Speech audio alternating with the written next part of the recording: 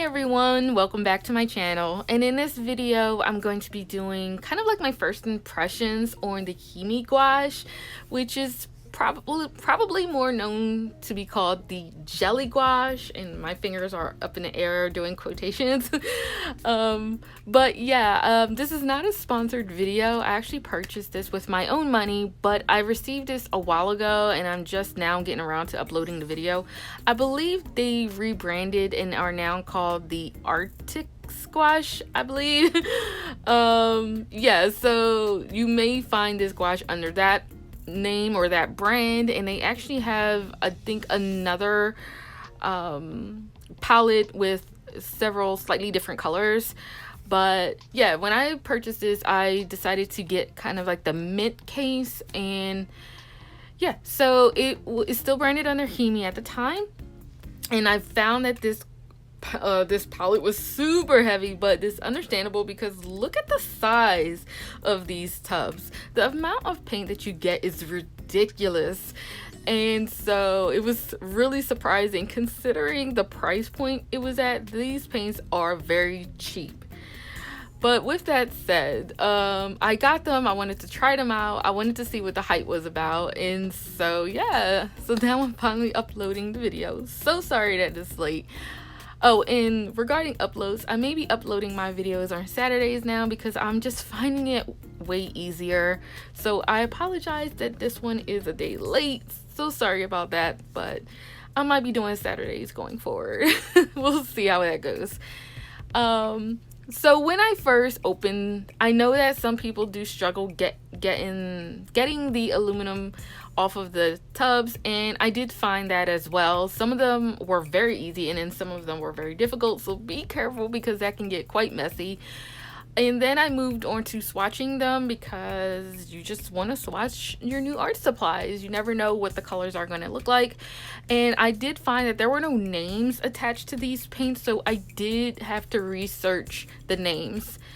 So when I swatched them, I just kind of made them very opaque with minimal water. I just wanted to see what the colors were going to look like when dried, and this is pretty much what they look like. And I'm testing to see if they rub off, because some gouache paints do rub off on your fingers after they've dried, and these did not, so that was very surprising. And after I did my swatches, I just put the names on them so that I had a name to associate with the colors. And I had to actually look that up because, again, I cannot read the writing on those little tubs, so yeah.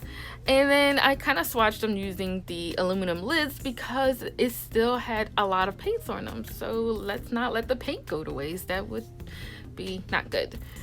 And then moving on, I had to research some videos to try to figure out how to blend gouache, because that's one of the things that I did struggle with, especially when I use like the Artist Loft's paints. Granted, those were very cheap paints, but that was just like my first time trying gouache and found blending was difficult, so I wanted to try research some strategies on blending gouache.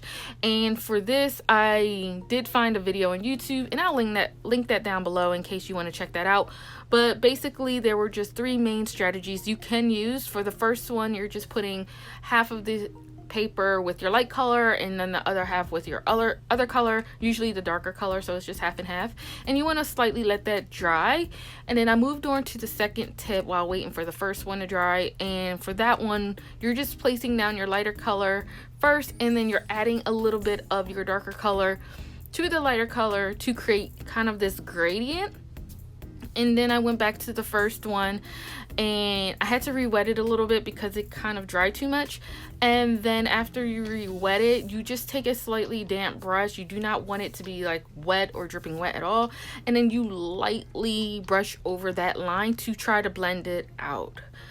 By no means are any of these tips flawless or completely get rid of your lines, but they were quite helpful to try to do and test, because I mean, it helps you learn how gouache works, and it helped me figure out which approach I like best. By now, I do kind of use all of these tips, and I kind of just wing it when I try to blend my illustrations, but I did find these quite helpful to begin with. And then for the last one, which at the time was my favorite approach, and it was just to put down your lightest color most of the way and then put your darker color, and while they're still wet, you're slightly blending them back and forth, adding your pigments back in to create the blend, and then you just keep doing that back and forth until you get the gradient or the level of blending that you prefer. And I thought that was at the time the easiest, so that was my favorite approach. And so this is like over a month later, and I opened them back up to see how they looked after they were already dried. A lot of them were still wet, so kudos to the packaging and the palette for securely keeping the paints as moist. Sorry if you hate that word, as moist as possible or as wet as possible. But some of them did dry, at least on the top layer, and then there was some cracking, which is expected with gouache, and there were also some shrinkage, which was surprising because I know I did not use a lot of paints to swatch these, but that is okay because again, this palette provides you so much paints. I do not foresee me using all of these paints up anytime soon. One, because I used a lot of mediums. I cannot be bound to one medium. I'm so sorry. That is why my username is Crafty Origins. I like to use all kinds of things and to make art and, just my creative outlet. I cannot be stuck in a box. However, I do love using gouache, and it was very fun to use these paints in particular. They were so vibrant, they were so beautiful, and I love how gouache dries matte. But you do have to be careful because your lights tend to lighten up and your lights tend to darken and your darks tend to lighten up, which is so weird, but that's pretty much how it works. These particular paints were very pigmented, but they were fun to use, which I love because then I'm more inclined to use them again. And I don't know, I found it easier to blend than the cheaper alternative of artist lofts that I have. I did not find those easy to blend at all. So I guess if you're looking for a cheap gouache, these are not professional grade, or at least I don't think they are, but you're looking for something that is better quality, I do recommend these because they were very vibrant and they were easier to blend, and sometimes you just want to get a more better quality of paints because it helps you learn a technique a little bit better. Sometimes the cheaper ones, unfortunately, you will not see like better results. Sometimes you just need to go get something a little bit more pricier, but these are not pricey at all. These were very cheap. So what I decided to create with these paints was more like a nature scene. I did some landscape, a bamboo forest, and then I wanted to do a panda bear, a more stylized panda bear cartoony scene. And then I put some rocks in the front as to create some more interest in it as far as the composition is concerned. So the panda bear is just laying on the rocks in his natural environment, and I wanted to be very cartoony, very vibrant, definitely not realism at all. I did that with the Arteza gouache, and that's very fun to do too, but I love cartoon art and I love fantasy whimsical art. So I just had a lot more fun just doing something a little bit more stylized and a little bit more vibrant. So yeah, as far as first impressions are, I really love these paints. I would definitely use them again. I can't say it enough how vibrant they are. They were very easy to blend. They gave you so much of it, so I just feel like, yeah, it was worth the hype is real with these paints. It was definitely worth the money to get these. I got mine on Amazon. Again, I'll leave all materials and links down below. And I really do love them. And I just really love how this particular illustration came out. I could definitely see this being an adorable print.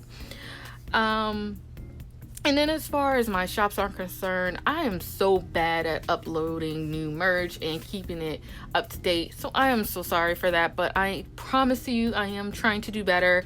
So if you are interested in getting this as a print, please check out my shops at Etsy and Redbubble. Any support that you can provide is super helpful, but I understand during these times that's very difficult. So you just being here watching my videos is all the support enough that I need, and I do appreciate you taking the time to watch these. I have lots of fun creative art, and I hope you enjoy watching the videos as well, and you just seeing my take or my process on how I do things. So thank you for being here. Okay, so another thing I wanted to let you know is that I do have a Facebook account, and it's Crafty Origins also. If that is a platform you prefer to review art, you can always check me out there. I had one, but I didn't really keep it up to date, so you'll just see more recent stuff on there. But I figure everyone has their preference and platform, and if I had one, I might as well start using it. So I did recently start putting some of the more recent illustrations that I have up there. So if you are interested in that, go ahead and check me out there on Facebook. And I will be sure to create a link here on YouTube for that account as well. I haven't done so yet, but I will, I promise. What else? So other than that, I don't know what more I have to say. Besides, yeah, I don't know, I really love this piece. I love how it came out. It's one of my favorites, and I do want to create more art with these paints. I do have more videos to come, so stay tuned for that. If you are new here, please subscribe and click that notification bell for more art videos.